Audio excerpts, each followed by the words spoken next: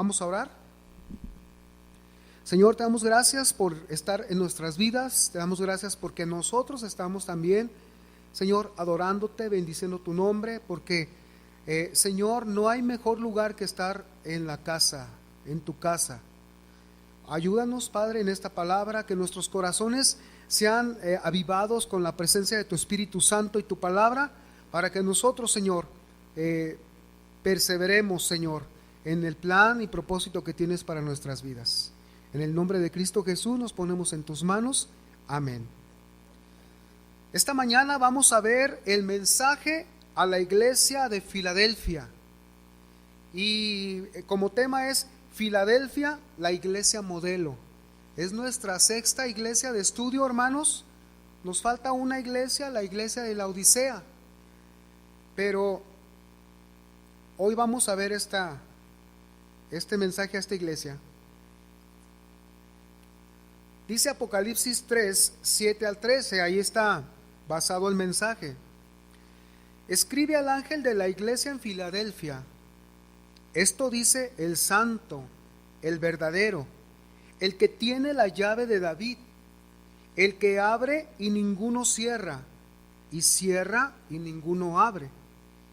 Yo conozco tus obras, he aquí, he puesto delante de ti una puerta abierta, la cual nadie puede cerrar, porque aunque tienes poca fuerza, has guardado mi palabra, no has negado mi nombre. He aquí, yo entrego de la sinagoga de Satanás a los que se dicen ser judíos y no lo son, sino que mienten. He aquí, yo haré que vengan y se postren a tus pies y reconozcan que yo te he amado. Por cuanto has guardado la palabra de mi paciencia, yo también te guardaré de la hora de la prueba que ha de venir sobre el mundo entero, para probar a los que moran sobre la tierra. He aquí, yo vengo pronto. Retén lo que tienes, para que ninguno tome tu corona. Al que venciere, yo lo haré columna en el templo de mi Dios, y nunca más saldrá de allí. Y escribiré sobre él el nombre de mi Dios y el nombre de la ciudad de mi Dios, la nueva Jerusalén, la cual desciende del cielo de mi Dios, y mi nombre nuevo. El que tiene oído, oiga lo que el Espíritu dice a las iglesias. Estas son palabras del Señor Jesucristo en la revelación que Dios le dio para que se la diera al apóstol Juan en la isla de Patmos. Filadelfia, la ciudad de Filadelfia. Vamos a ver algunos aspectos generales del origen de esta ciudad. Y es que su origen está basado en la relación que existió entre dos hermanos. Uno de ellos era el rey Atalo II, y su hermano era mayor que él, se llamaba Eumenes. Y fue tan estrecho el trato, hermanos, que hubo entre estos dos hermanos, que Eumenes, como hermano mayor, autorizó a Atalo que hiciera una ciudad, que construyera una ciudad. Y cuando la construyó Atalo, a esa ciudad él le puso Filadelfia. Y Filadelfia quiere decir amor fraternal, quiere decir amor de hermanos. De hecho, al mismo rey Atalo, hermanos, se le conocía por el sobrenombre del rey Filadelfo. Y Filadelfia, hermanos, estaba en una situación geográfica estratégica, de tal manera que Filadelfia, hermanos, era reconocida como la puerta de entrada de la cultura griega a todo el continente asiático, ¿sí? Y esta ciudad de Filadelfia también un día, unos años antes, fue destruida por un terremoto, y ese terremoto destruyó también a la ciudad de Pérgamo. Pero esta ciudad de Filadelfia, el emperador Tiberio la reedificó. Y como tenían mucho agradecimiento con este emperador, Tiberio César, le dijeron que querían hacerle un templo en su honor. Y Tiberio dijo, no me lo hagan a mí, háganselo mejor a mi hijo. Y su hijo de Tiberio César se llamaba Germánico. Esta es una manera general, pero hablando con respecto a la religión de Filadelfia, en esta ciudad, en Filadelfia tenían la imagen, la estatua, el templo de Zeus, adoraban a Zeus. Y fíjense nada más la relación. Zeus era, según ellos, era el padre de los dioses, de todos los dioses. Y además una particularidad que tenía Zeus era que tenía muchas esposas, según la mitología griega. Y una de esas esposas era la diosa Artemisa. Y Artemisa era la diosa de la naturaleza y de la cacería. Y de Artemisa nació lo que se llama la Diana Cazadora. Ustedes saben que en México, en la Ciudad de México, hay una Diana Cazadora. Y aquí tenemos una Minerva, que le dicen guardiana de la ciudad. Pues esos son prototipos de la diosa griega Artemisa, esposa de Zeus. Y la gente cree que esa es la guardiana de la ciudad. Entonces también hay un pensamiento idolátrico, aparte de muchos, en esta ciudad de Guadalajara, como lo hubo en aquella ciudad de Filadelfia. Ahora, de la unión de Zeus con Artemisa nació un hijo.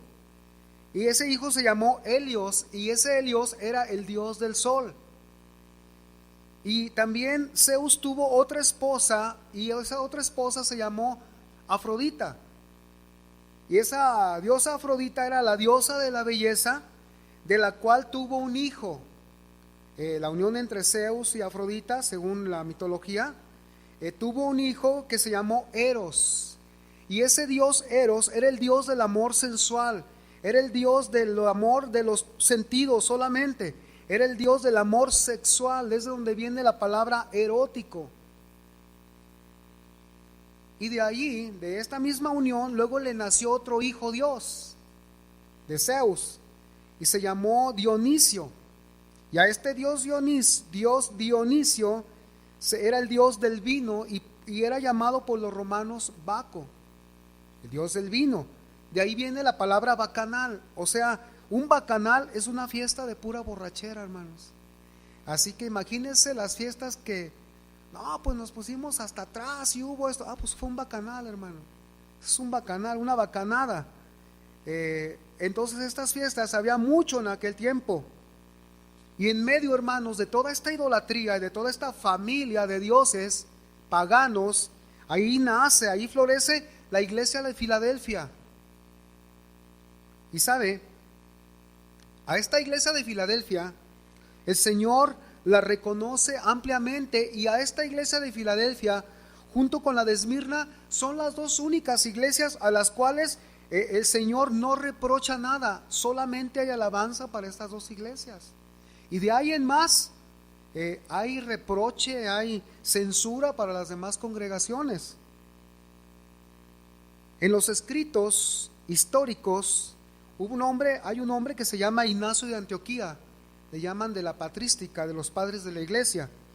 Y él en sus escritos dejó dicho que Filadelfia era el ejemplo de todas las demás iglesias. Es por eso que el mismo Señor Jesucristo establece a Filadelfia como el modelo de toda iglesia que Él quiere.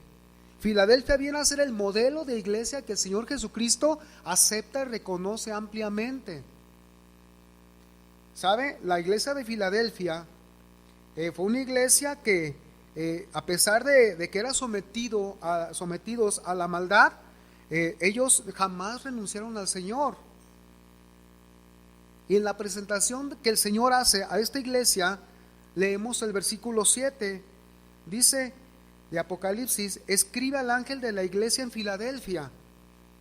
Y el Señor se describe con 3 títulos, dice, o con 3 cosas. Dice, esto dice el santo. El mismo Señor dice, esto dice el santo, el verdadero, el que tiene la llave de David, el que abre y ninguno cierra, y cierra y ninguno abre.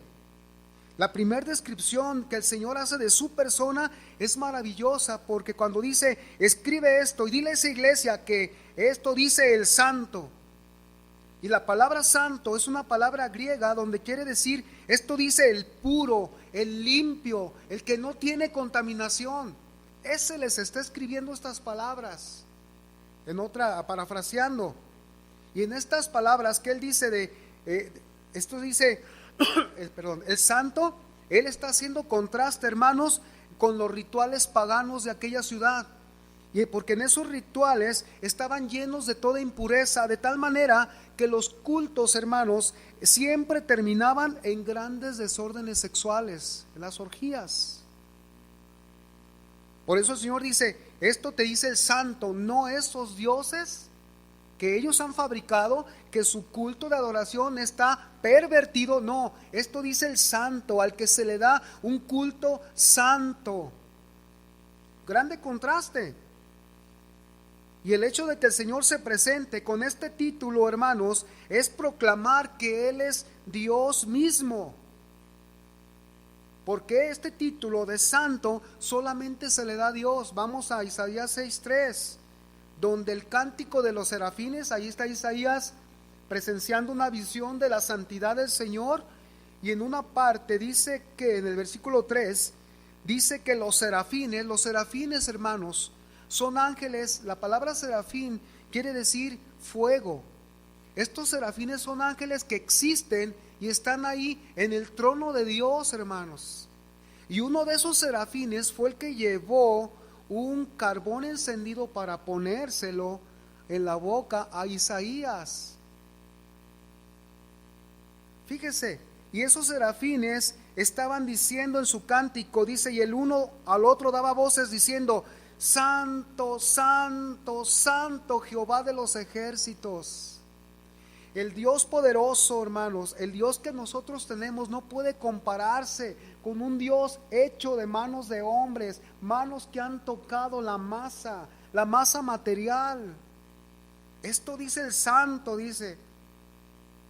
Así que él proclama su propia deidad. Sigue diciendo también, el otro título dice, esto dice el santo, dice el verdadero, una nueva descripción u otra descripción de Jesús.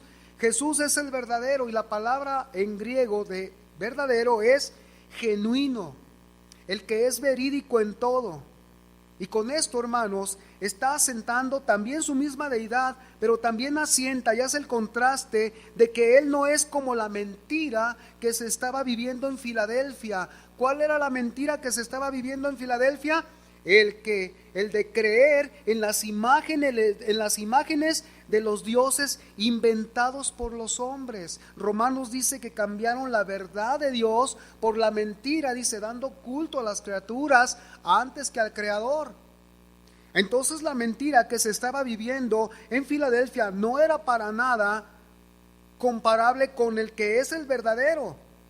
Ahora, es verídico en todo. ¿Por qué? Porque Jesús afirmó en Juan 14:6 ser la verdad. Él dijo, yo soy el camino, dice, y también soy la verdad.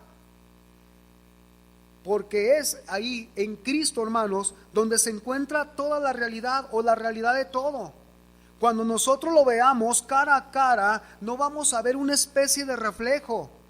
No vamos a ver, aún como lo veían los profetas, de que vi a uno semejante al Hijo del Hombre. No, nosotros vamos a ver a Jesús tal y como es verdadero, Él es el verdadero, es genuino, lo veremos tal como Él es, y nosotros semejantes a Él, porque es una realidad, es una verdad que Él nos dejó.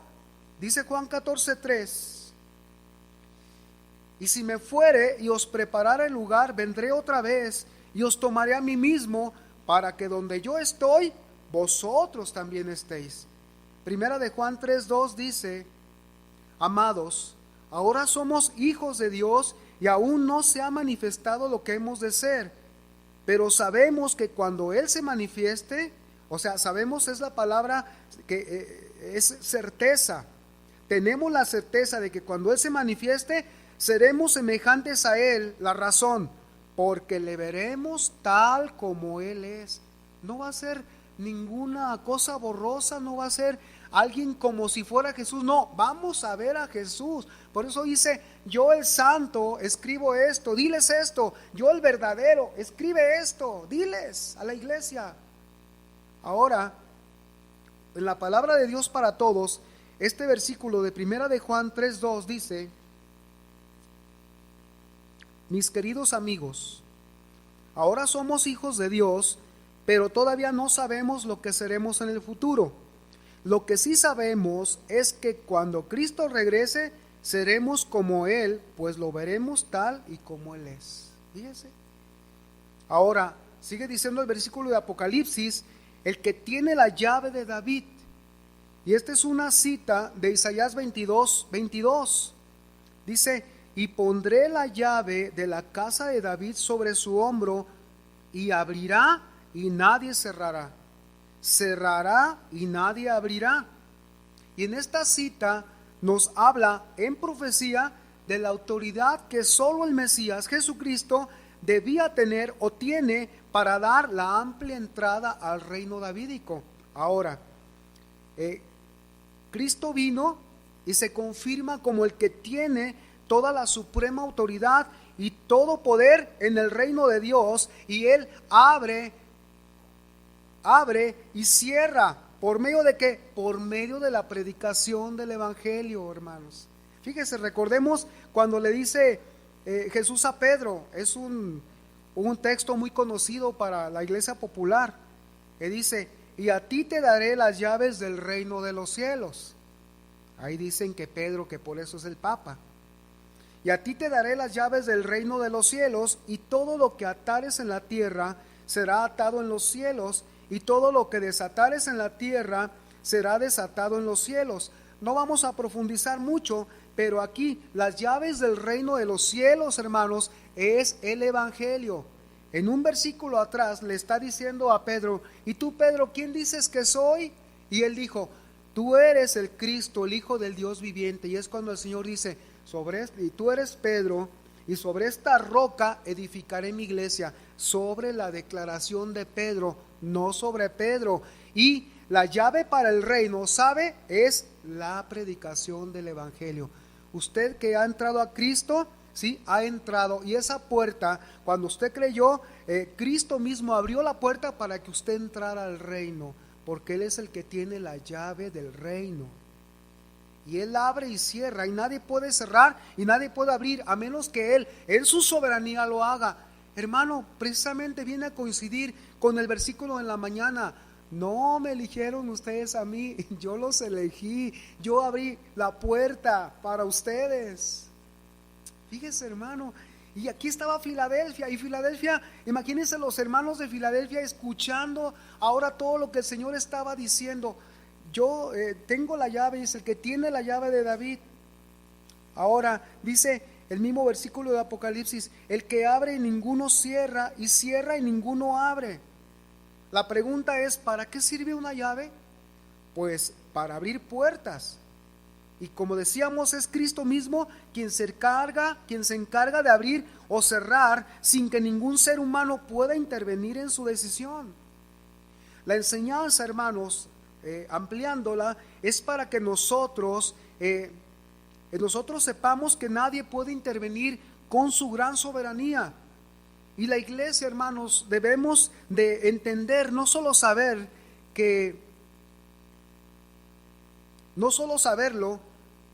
de que el Señor es soberano, porque la prueba viene cuando nosotros intentamos abrir puertas que Dios le ha placido tenerlas cerradas. Pero ahí estamos a veces insistiendo: es que si tú decides algo, tengo que conseguirlo. Y si Dios la tiene cerrada, ¿para que no lo consigas? Y si Dios no la ha abierto para mí, ¿por qué insistir? Esta es una verdad, hermanos, en la cual nosotros debemos descansar, porque a veces golpeamos con nuestra decisión insistiendo y nada sucede, y después terminamos frustrados. ¿Pero por qué? Porque no hemos considerado la gran soberanía de nuestro Dios y los planes que Él tiene para nosotros. Debemos recordar como una enseñanza enfática que Él abre puertas y también las cierra según su soberana voluntad. Recordemos cuando el Señor dice que Él cerró la puerta en el arca de Noé, y nadie la pudo abrir, y la cerró la mantuvo abierta mientras estuvo la predicación y Noé decía, vénganse, vénganse, el Señor va a enjuiciar la tierra, vengan, suban, va a haber un diluvio. Y nadie quiso ir. Y el Señor cerró la puerta, y va a llegar un día, hermanos, en que la puerta de la gracia va a ser cerrada para este mundo. Porque Cristo, el arca de salvación, ahorita está abierta para que cada uno de los que escuchen el mensaje se conviertan y el Señor los reciba en su reino. Pero un día va a cerrar la puerta y nadie va a poder abrir. Así como llegaba, así como lo que sucedió con las 10 vírgenes, unas con aceite y otras sin aceite, llegó el Señor y ellas no proveyeron eso y decían, denos de su aceite. No, pues es que ustedes no se prepararon. Por eso dice, el que tiene la llave de David, el que abre y ninguno cierra, y cierra y ninguno abre. ¿Qué reconocimiento hace Dios, hace el Señor Jesús de esta iglesia? Versículo 3:8, Apocalipsis, dice, yo conozco tus obras, he aquí, he puesto delante de ti una puerta abierta, la cual nadie puede cerrar, porque aunque tienes poca fuerza, has guardado mi palabra y no has negado mi nombre. La palabra aquí dice, la palabra que dice, yo conozco tus obras, la palabra he aquí, hermanos, es una palabra muy especial. Es una palabra, es una expresión imperativa. Y esta palabra en griego es como un mandato a decir algo como fíjense, pongan atención, miren lo que les estoy mostrando. Es como cuando Jesús se acercaba y Juan el Bautista dijo, he aquí el Cordero de Dios, pongan atención, ya se presentó. ¿Sí? Y esto es una expresión que denota admiración a algo demasiado bueno y excelente. Es una expresión, hermanos, hebrea que sirve para atraer la atención con firmeza. He aquí. Y aquí lo hace de dos maneras. Primero, a la clase de iglesia. Es como decir, miren, aquí está una iglesia, esta iglesia de Filadelfia, fiel, temerosa. El amor entre los hermanos espirituales, el amor entre la familia de Dios. Este amor que había en Filadelfia era superior al de los dos hermanos Atalo y Eumenes. Los hermanos que vivían en Filadelfia sabían que Atalo y Eumenes se amaban muchísimo como hermanos, pero también ellos entendieron a través de esta escritura, de estas palabras de Jesús, que el amor que Cristo había depositado en la iglesia, ese amor fraternal, era totalmente superior al que tienen unos hermanos en la carne. Hermanos amados, fíjense, también esta palabra de aquí nos describe los planes que Dios tiene para toda iglesia, como esta iglesia de Filadelfia, como también le muestra algo muy bueno. Dice aquí, mira, he aquí, pon atención, te estoy mostrando algo, dice, he puesto delante de ti una puerta abierta, la cual nadie puede cerrar.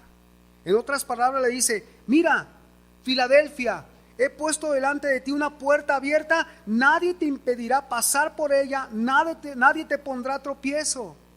¿A qué se refiere con esto de la puerta abierta?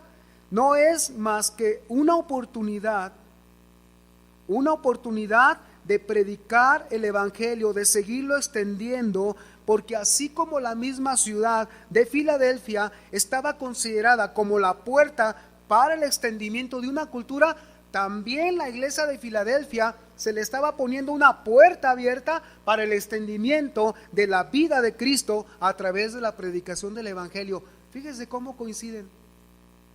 Puerta abierta a la ciudad de Filadelfia para toda la cultura griega, pero también la iglesia de Filadelfia, una puerta abierta delante de ellos para que ellos extendieran el evangelio en el continente asiático. Y mira, hermanos, se extendió el evangelio, se extendió, y esta iglesia, hermanos, es la iglesia más joven que hay, que existe hasta hoy de las 7 iglesias. Esta iglesia fue fundada, pues es muy joven, pero y está con otro nombre la ciudad, y sabe, ahí todavía están establecidas iglesias evangélicas, en lo que fue la iglesia de Filadelfia, hermanos.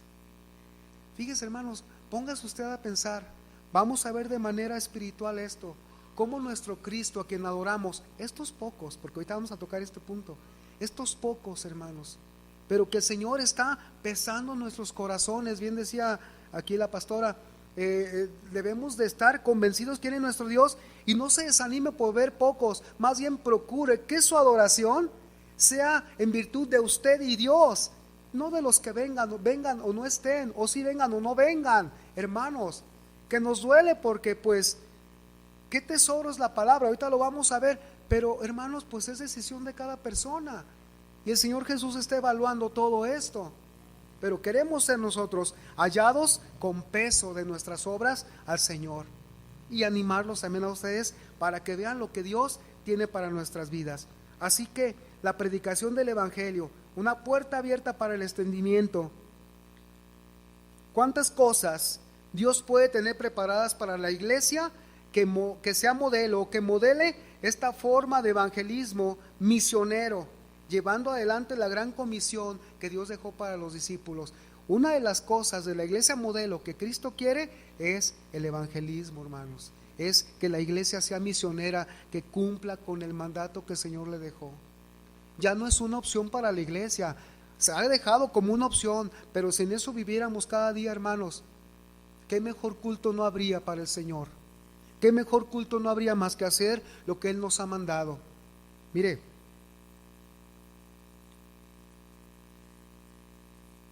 Dios sigue abriendo puertas.